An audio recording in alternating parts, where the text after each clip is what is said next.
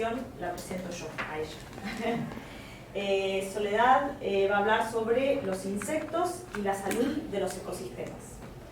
Soledad Villamil es profesora adjunta en el Departamento de Agronomía de la Universidad Nacional del Sur e investigadora asociada en la Comisión de Investigaciones Científicas de la provincia de Buenos Aires. Se recibió de ingeniera agrónoma en la UNS, realizó una maestría en entomología en Kansas State University y posee un PhD en entomología de la Universidad de California, Davis. Comenzó como ayudante alumna en la Cátedra de Morfología Botánica, participó de la Cátedra de Zoología Agrícola y desde el año 2013 trabaja en el LABEA, que es el Laboratorio de Estudios Apícolas del Departamento de Agronomía de la Universidad Nacional del Sur, SIC. Su área de interés y expertise es la entomología agrícola con énfasis en los insectos benéficos, principalmente polinización de cultivos y control biológico de malezas. ¿Sole? Bueno, buenas tardes. Muchas gracias, por supuesto, por la invitación para poder participar en esto y charlar un poquito con ustedes. Y por más que me siento un poquito sapo de otra cosa, porque yo no voy a hablar de plantas principalmente, sino de otra cosa, igual quiero pedirles un poquito de trabajo de parte de ustedes. Así que arrancamos trabajando. Ustedes, no yo. Es cortito, es muy cortito. Simplemente quiero que lean el título de la charla, que es Los insectos y la salud de los ecosistemas, y piensen a dónde los lleva eso. ¿Qué es lo que los hace pensar eso? ¿En qué se imaginan? No hace falta que me contesten, piensen nomás. Un segundito nomás. Ya está, terminó el trabajo. No, ni hace falta. Pero bueno, la idea es, esto lo hago ¿por qué? Porque normalmente cuando uno piensa en la salud de los ecosistemas, vamos a todo negativo, los bichos que me comen las plantas, las cosas que están arruinadas, los bichos son un asco, son una porquería, los odio. Bueno, y yo voy para el otro lado, justamente. Yo trabajo con todo lo otro, ¿sí? Entonces, ¿por qué me interesa también todo esto? Porque este gráfico me parece que es viejo, pero es re lindo, me parece súper lindo. Y la voy a hacer cortita porque hay mucho para ver acá. Pero ustedes miren acá, que lo que hay es un elefante. Ahora, si se fijan el tamaño de ese elefante, está correlacionado con lo que dice acá, que hay 4.000 especies de mamíferos. El tamaño del bicho indica más o menos la cantidad de especies que hay. Si miran el insecto, este es un cascarudito, es un poquito más grande, porque ¿cuál pasa? Justamente los insectos son muchísimos más. Y esto, estoy hablando de las especies que están descritas, que conocemos, que sabemos que existen. Si tenemos esta cantidad de insectos, también es viejito, hay un número seguramente un poquito más grande ahora, pero de todas maneras quiere decir que hay un montón de otros que ni siquiera sabemos que están o nunca les prestamos atención. Entonces, por eso yo quiero ver si logro convencer a alguno de ustedes, por lo menos, que hay bichos que están buenos. No todos son horribles, malos, feos y qué sé yo, ¿sí? Entonces, les voy a hablar un poquito de los servicios ecosistémicos, muy cortito lo mío en realidad, porque yo me dedico a dos cosas en particular dentro de los servicios ecosistémicos, que son muchísimos. Yo me meto cachito en dos nada más, que son la polinización y el control natural o biológico. Yo voy para el lado biológico, pero arrancamos por el natural. Bien, entonces, para hablar de polinización, hay muchos polinizadores, hay vertebrados que son polinizadores, hay pequeños mamíferos, hay aves, hay reptiles, hay algunos murciélagos también, pero sin ninguna duda los reyes de la polinización son los insectos. No hay quien pueda discutirles eso. Hay varios grupos de insectos, y muchos insectos, y algunos de estos son los más importantes para la polinización. Por ejemplo, las mariposas, que son lepidópteros, los cascarudos, que son coleópteros, las avispas, abejas y hormigas, que son himenópteros, y las moscas, que son los dípteros. Estos son los 4 grupos más importantes entre los insectos que trabajan en la polinización. Bueno, uno dice moscas, la mosquita que está ahí no es muy linda, pero en cambio les voy a empezar a mostrar una que sí es más linda. Y alguno de ustedes dirá, esta la repifió porque esto es una abeja, y no, es una mosca, sí señor. Una abeja, si ustedes se fijan, es bastante diferente. Así a golpe de vista, arriba de una flor, lo primero que tengo que mirar para saber si es una abeja o no, son las antenas. Las antenas de una abeja son larguitas, las va a estar moviendo todo el tiempo, y las antenas de este pobre están ahí, apenas se ven y nunca las van a ver, ¿sí? Eso es una diferencia muy grande para poder verlos. Les muestro estas dos juntas porque se confunden con abejas, porque justamente son parecidas, son del tamaño de una abeja, hacen hasta más ruido que una abeja. Cuando se acerca uno de estos, dice, ah, este me pica seguro, bueno, este no pica. Así que bueno, esos son muy parecidos. Después hay otro de este mismo grupo, que son los sílfidos, ¿sí? Es un nombre científico que usamos como común, el sílfido. Sin embargo, es mucho más fácil que decir mosca cernidora. A mí me resulta mucho más complicado decir mosca cernidora que esto. También se lo llama mosca de las flores, es cierto. Pero bueno, sílfidos es muy fácil. Estos son otros dos sílfidos que tenemos acá en Bahía. Este también lo tenemos acá en Bahía. Son Toxomerus y Allograpta. Pero estas, a diferencia de este grandulón, son chiquitinas, muy chiquitinas. Se llaman moscas cernidoras porque lo que hacen es volar tipo helicóptero arriba de la flor. Se quedan paraditas arriba de la flor y van y vuelven, y van y vuelven, y van y vuelven. La verdad que es divertidísimo mirarlas, se los recomiendo. Bien, estos sílfidos, además, algunos de ellos, no todos por supuesto, hay muchas especies, pero algunas de estas especies tienen estas larvas que lo que hacen es comer pulgones. Ahí tenemos los bichos que no nos gustan tanto, que son los pulgones, pero estos insectos consumen los pulgones. Sí. Entonces lo que yo quería preguntarles en este caso, que lo piensen por lo menos, es ¿son polinizadores o son predadores? Y bueno, son las dos cosas. Los adultos son los polinizadores y las larvas son las predadoras, ¿sí? Por lo tanto, este tiene doble propósito y los dos propósitos son benéficos. Benéficos para el ser humano. Obviamente, siempre desde este lado estamos mirando a los bichos y a las plantas sin ninguna duda. Los pulgones no están de acuerdo, claro. Los pulgones, claro, exactamente. No es del punto de vista de los pulgones, desde ellos. Bien, los sílfidos son divinos, a mí me encantan, me parecen re simpáticos, pero no son los únicos dípteros que hay. Hubo un estudio que se hizo en el 2015 que mostraba que el 84% del polen total fue movilizado por dípteros, pero no por sílfidos, sino por un montón de otros tipos de moscas, que las tenemos acá, y hay de las no tan lindas, estas no nos gustan tanto, estas tampoco, a otras que son más lindas y más aceptables para nosotros como seres humanos. ¿Es a nivel mundial el trabajo ese o no? Sí, sí, no me acuerdo exactamente dónde era que lo hicieron, pero sí, sí. Este no fue acá. Bien, pasamos a otro grupo que son los lepidópteros, que son las mariposas. Les pongo las mariposas ahí porque ya estoy segura que nadie tiene duda de que son lindas las mariposas, tienen colores, vuelan y toda la cosa, pero es muy probable que no hayan prestado tanta atención a las polillas. Las polillas son muchas más que las mariposas y muchísimas tienen relaciones súper estrechas e importantes con un montón de especies, o cada una con algunas especies de plantas. Algunas es tan íntima la relación que tienen que la planta sin la polilla no puede dar fruto y la polilla sin la planta tampoco puede reproducirse. Por lo tanto, son más que importantes. Una de ellas, no la tengo acá, la tengo en otra diapositiva. Ya vamos a llegar. Bien. Bueno, y las mariposas, otra cosa que quería decir, son muy lindas, pero las mariposas tienen orugas. Entonces, son polinizadoras, fantástico, son benéficas. Tienen orugas, son perjudiciales. Entonces, bueno, siempre estamos en el mismo problema, siempre tenemos que tener en cuenta lo que llamaríamos el costo-beneficio. Me conviene tener las orugas de las mariposas que se las están comiendo las plantas para poder después ver las mariposas y que polinicen, o saco todo, no tengo nada y que nadie me coma las plantas. Bueno, eso habrá que ver qué es lo que uno quiere hacer.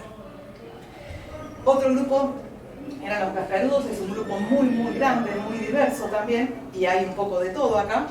Están estos, los coccinéridos, que son las mariquitas, o mal llamadas vaquitas de San Antonio, que son vaquitas predadoras que también comen pulgones, pero como polinizadores por ahí no son tan importantes. Sin embargo, al comerse los pulgones, otra vez, doble propósito, nos gustan, las queremos, todo eso. Y son simpáticas, no pican, vuelan lindo, etc., ¿no? Pero después hay otros bichos, como por ejemplo los escarábidos o los melíridos, que por ahí no los queremos tanto, porque uno sí son polinizadores, pero bueno, se comen las partes reproductivas de las flores. Entonces, ¿los queremos o no los queremos? Pero si ustedes miran, fíjense que está muy linda la foto, lo peludo que es recontra peludo. Entonces, bueno, está bien, se come algunas piezas florales o partes de la planta, partes reproductivas. Sin embargo, con toda esa peludez que tiene, se llena de polen y es muy buen volador, así que seguro que transporta polen de acá para allá y hace una polinización excelente. Está lleno de esos encima. Sí, es la época. Después desaparecen, pero ahora están una cantidad de descomunal. Sí. Bueno, le ponen y le van a ir. Bueno, también, sí. Ese es el astilo. Es el astilo, sí. Uno de los astilos, ¿no? Bien. Pasamos a los himenópteros, así que este es el cuarto grupo de los que les nombré antes y antes de seguir, dentro de los insectos, estos son los reyes de la polinización y dentro de estos, estas son las reinas de la polinización. Así que tenemos un montón de coronitas por todos lados, pero bueno, es así. Entonces, tenemos hormigas, que por ahí uno no las piensa tampoco como grandes polinizadoras, pero sí son importantes polinizadores de ciertos grupos de plantas, ¿sí? Y las avispas también son muy buenas polinizadoras, algunas de ellas, aunque quizás es un poco llamativo eso, porque las avispas en realidad son carnívoras, entonces uno dice, bueno, pero ¿qué hacen en las flores? Bueno, algunas necesitan el néctar de las flores para su consumo energético y después para la parte proteica lo que utilizan son larvas de otros insectos, que ahí es donde está la parte predadora. Pero como les decía con las polillas, las avispas también tienen algunas relaciones re importantes con las plantas. Estos son higuitos y si no tenemos la avispita que poliniza los higos, no tenemos los higos como corresponde. Esto no pasa en la Argentina, pasa en Medio Oriente, pero bueno, tenemos cosas equivalentes acá, no por ahí con higos, pero sí con otras cosas. Entonces pasamos a las abejas. Las abejas en realidad son avispas vegetarianas, o sea que estas sí se meten solamente con las flores. Comen polen, que es la parte proteica, y toman néctar, que es la parte energética de lo que consumen normalmente. Así que estas dependen exclusivamente de las flores. Pero bueno, también sabemos que son excelentísimas polinizadoras y algunas tienen también relaciones muy cercanas con ciertas especies, ¿sí? Tienen modificaciones recontra especiales para determinadas flores, etcétera, etcétera. Muchas son interdependientes, ¿sí? Algunas avispas, como ya les dije, también.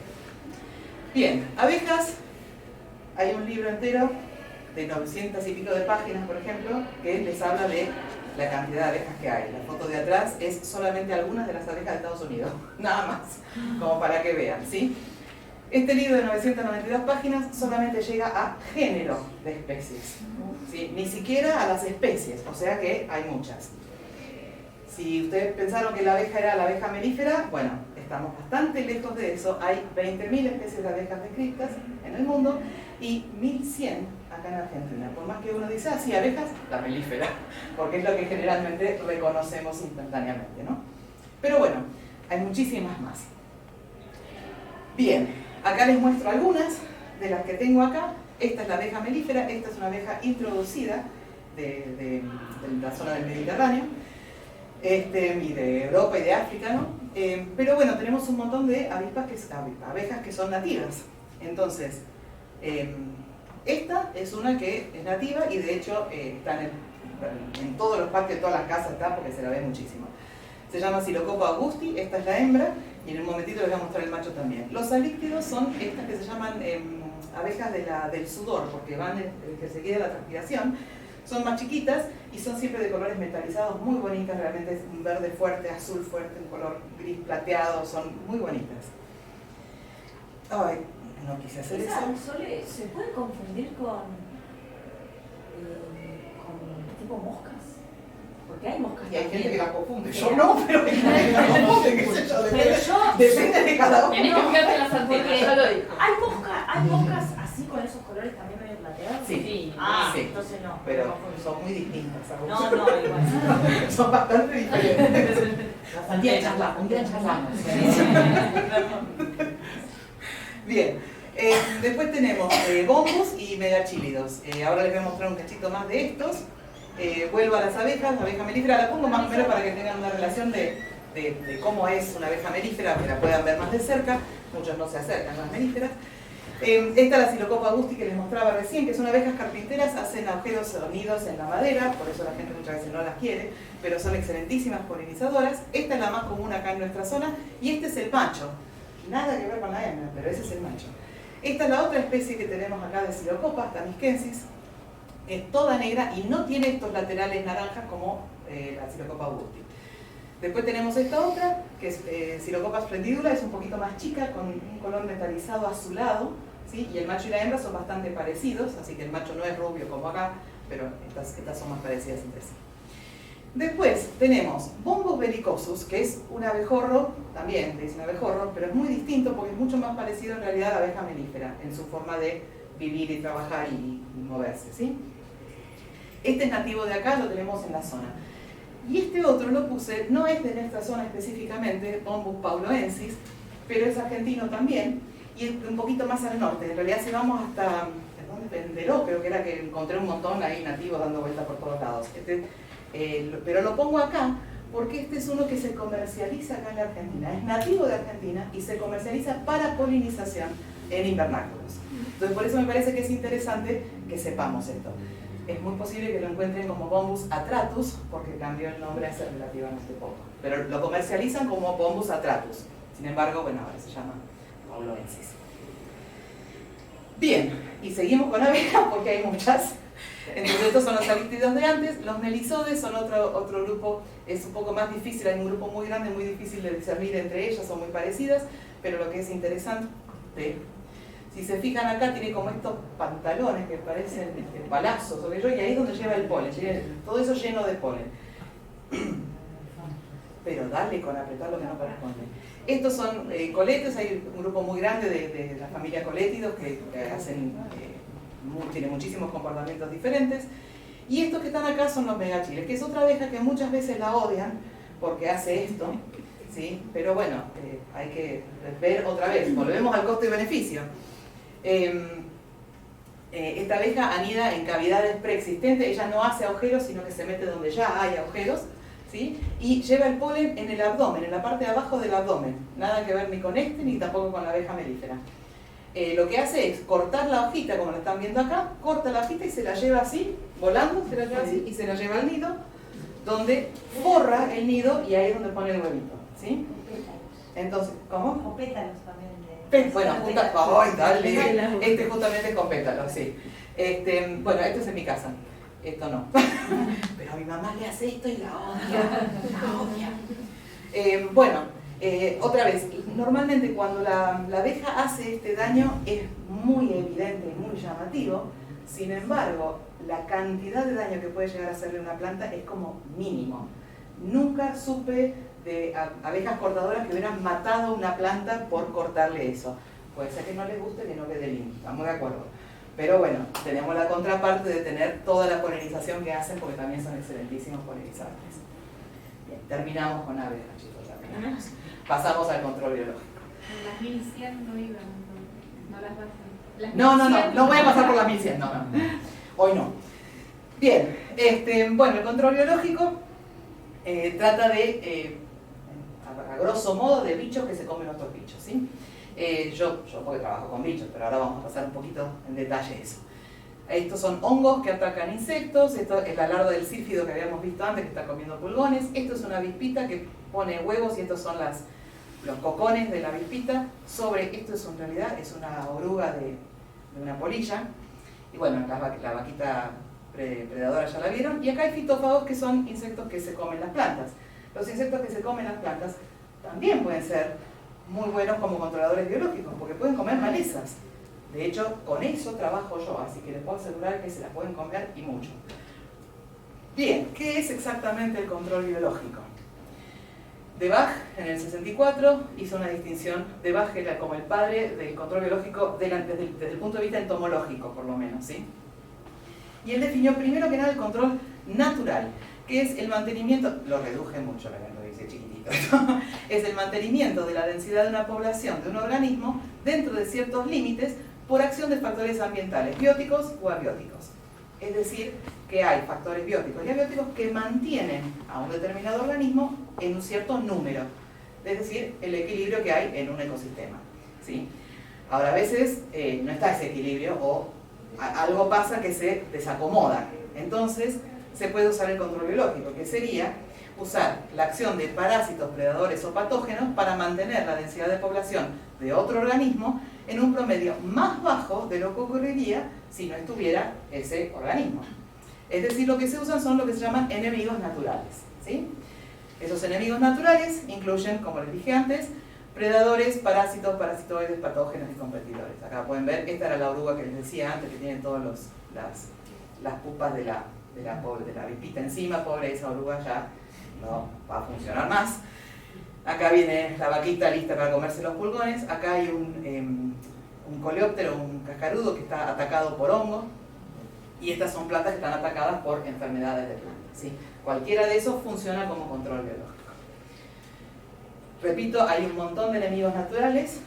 Yo personalmente trabajo con los insectos y dentro de eso con los herbívoros, que son defoliadores principalmente. Así que en otro momento les puedo contar mucho más de eso, pero si no se va a hacer larguísimo. Bien, otra cosa que se puede hacer con los insectos, con la que se puede aprovechar a los insectos, son los insectos que se llaman indicadores. No voy a hacer una lista, pero sí les quería contar que como los insectos son seres que tienen un ciclo de vida muy corto, en general muchas generaciones en un año, algunos, otros no tanto, pero son ciclos de vida muy cortos, entonces responden muy rápidamente a cualquier cosa que pase en el ambiente. Por eso es que algunas especies son excelentes como indicadoras de qué, y bueno, eso hay que averiguar, de qué y para qué, qué nos indican que están haciendo todo eso. Pero bueno, se pueden usar para detectar o monitorear cambios en el estado del ambiente, el impacto de un factor estresante, cambios a largo plazo en la biota, o sea, se pueden usar para muchas cosas. Primero tenemos que descubrir cuáles son los que sirven para cuáles de estas cosas, ¿sí? Y eso necesitamos hacerlo y nos vendría muy bien porque ya nos mandamos la macana, ya estamos por este lado donde ya hicimos un montón de desastres en un montón de ecosistemas y ahora estamos en el punto donde estamos tratando de recuperar y volver a lo que teníamos o mantener lo que todavía tenemos. Entonces, estos insectos, los indicadores y muchos otros se pueden usar para eso. Vuelvo a esta imagen anterior, recuerden el número de insectos que tenemos.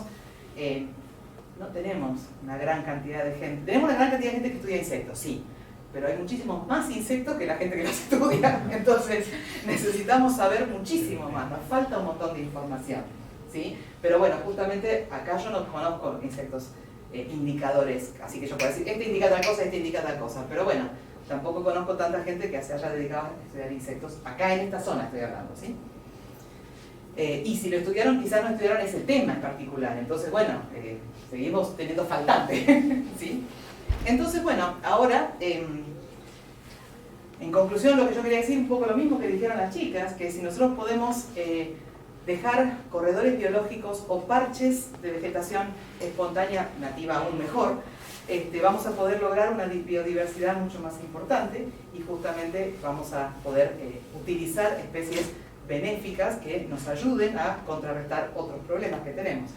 Pero para eso tenemos que conocer de qué estamos hablando, tenemos que saber qué es lo que estamos diciendo o qué es lo que tenemos a la mano, ¿sí? Y cómo usarlo.